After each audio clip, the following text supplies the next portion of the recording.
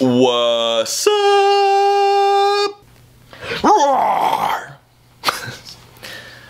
Est-ce que je vous ai fait peur?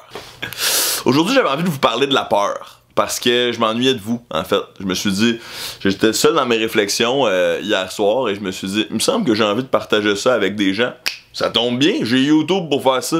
En fait, c'est que j'essaie une nouvelle web-série. Et dans le cadre de la web-série, on confronte l'auditeur en lui demandant ce qui lui fait le plus peur dans les 50 prochaines années. De quoi ai-je le plus peur dans les 50 années à venir? Avez-vous peur du futur? Alors, en me questionnant sur c'était quoi la chose qui me terrorisait le plus des 50 prochaines années, j'ai répondu ceci. Moi, ce qui me fait le plus peur dans les 50 prochaines années, c'est la peur elle-même. Comme Franklin Delano Roosevelt a dit, « We have nothing to fear but fear itself ». Comme un autre grand sage l'a dit, la peur mène à la colère mène à la haine mène à la souffrance.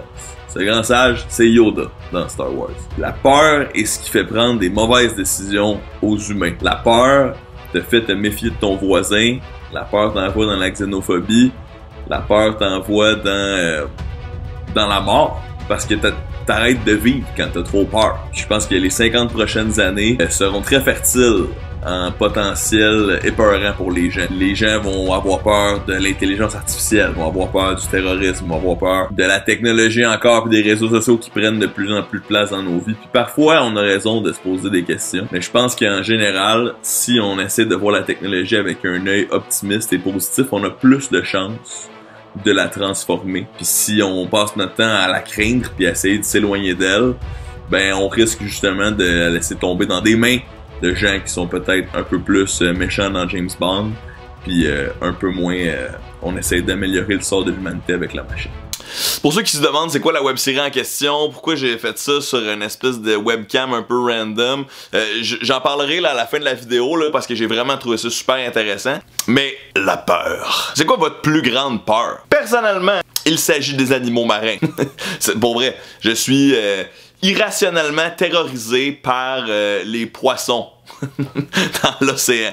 Mais je pense que c'est important que tout le monde dans la vie affronte ses peurs. Et une des grandes peurs que plusieurs humains ont, ben c'est la peur de la mort. Récemment, sur Instagram, genre aujourd'hui, j'ai vu un post de Pony. Pony est une artiste montréalaise absolument incroyable. Si vous ne la connaissez pas, fais pas ton niaiseux. Va immédiatement t'abonner au fil Instagram de Pony. Et moi, j'ai un grand respect pour son art et sa démarche. Sur Instagram récemment, elle nous a avoué que elle sortait d'une période un peu difficile où elle se posait beaucoup de questions par rapport à la mort. C'est clairement pas la première fille dans l'histoire qui a cette crainte-là. On s'entend que c'est assez répandu auprès des humains, la mort. Mais là-dessus, je vous réfère à un de mes philosophes préférés, Killer Mike. You are witnessing elegance in the form of a black elephant, smoking white rhino on terrorism. Killer Mike, dans son dernier album solo avant qu'il cofonde le groupe Run the Jewels, qui est mon groupe de rap préféré présentement, que bientôt je vais sortir une vidéo avec eux, ça sent bien. Il dit dans un verse sur la chanson Untitled qui est incroyable, I don't trust the church or government, Democrat, Republican. Ce qui déjà là en partant est vraiment incroyable. I don't trust the church or the government, Democrat, Republican, Pope for a bishop or them other men.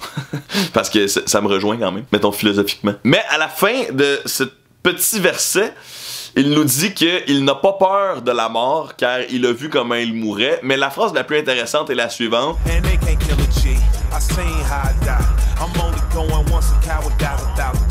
I'm only going once, a coward dies 1,000 times. Il va seulement mourir une fois et quelqu'un qui a peur dans la vie meurt 1000 fois. Puis c'est vrai quand on y pense, la peur nous restreint, la peur nous empêche de vivre des émotions positives et parfois même nous empêche de vivre dans le moment présent ou nous fait prendre des décisions qui nous empêchent d'apprécier la vie. Et c'est pas ça, mourir, hein? Le contraire d'apprécier la vie. Toujours dans les philosophes que j'aime, Zach de la Rocha, chanteur de Rage Against the Machine, qui a comme un side project dans les années comme 2000 quelques, j'étais au cégep, genre on va dire 2007 à peu près. One Day as a Lion, c'est un tout petit EP avec un des membres du groupe de Mars Volta. Et lui, un de ses hooks de ce projet-là, c'est If you fear dying, you're already dead.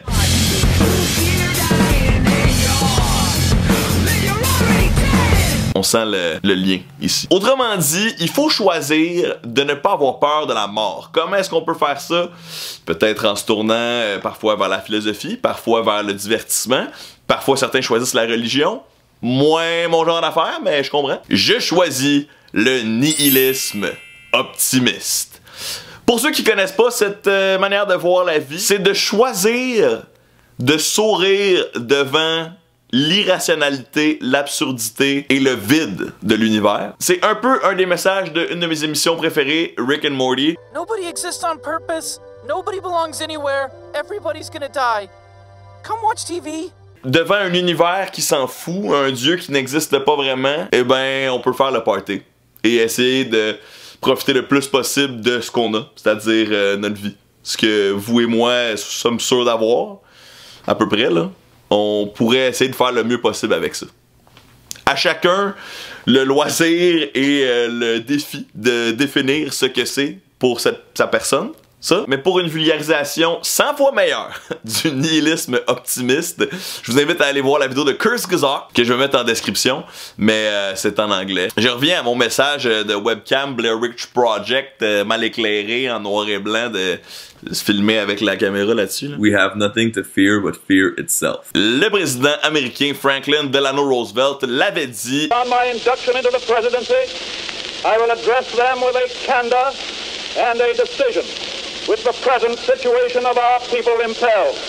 So first of all, let me assert my firm belief that the only thing we have to fear is fear itself.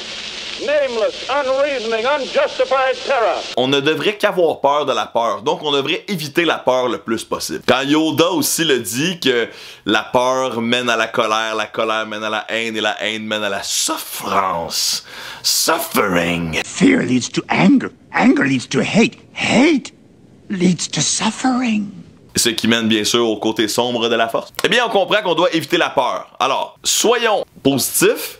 Et aussi, un bon moyen, selon moi, de s'éloigner de la peur, c'est la curiosité, l'éducation et l'apprentissage. Parce que d'habitude, on a peur de ce qu'on connaît pas. Pourquoi j'ai peur des poissons? Je le sais pas.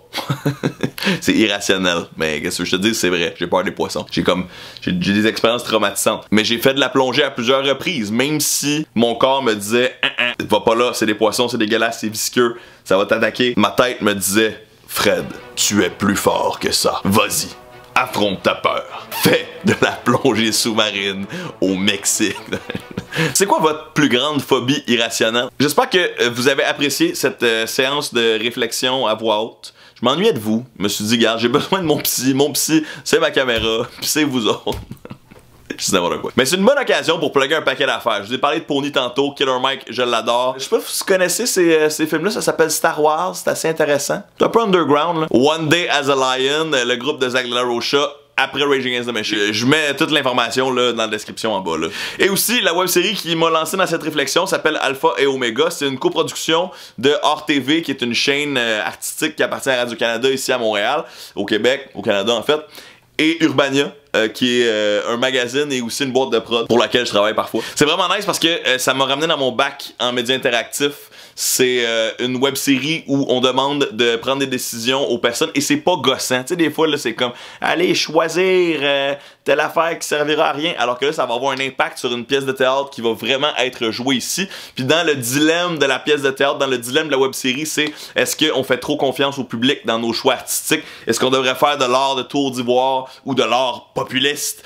Moi, je pense qu'on devrait faire un peu les deux, ou se promener entre les deux, ou les deux sont tout à fait valides. Mais bref, la question est super pertinente pour le théâtre. Je vais mettre aussi le lien dans la description. Check ça. Magnifique. Nous avons critiqué cette web-série un paquet d'affaires à C'est juste du web. Je sais pas s'il y en a ici qui ne connaissent pas mon émission C'est juste du web, mais avec Catherine Pogonat et Judith Lucier, à chaque semaine, on parle du meilleur et du pire de l'Internet. Je mets aussi le lien en bas. Ceux qui sont comme moi, il me semble que je m'ennuie de Fred quand il est pertinent. Là. Il fait des vidéos. Il fait pas des bons vidéos ces temps-ci. Il fait des vidéos de...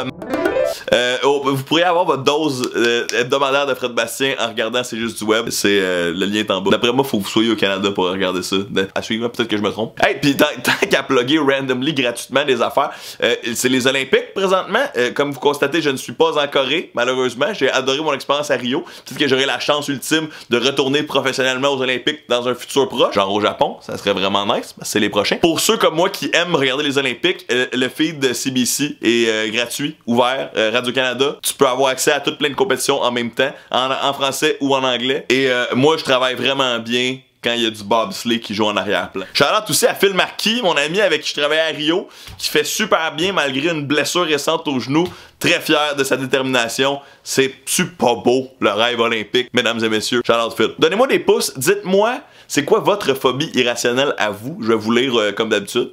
Je vais même répondre au plus intéressant, au plus pertinent, au plus drôle et peut-être au plus beau. Et abonnez-vous!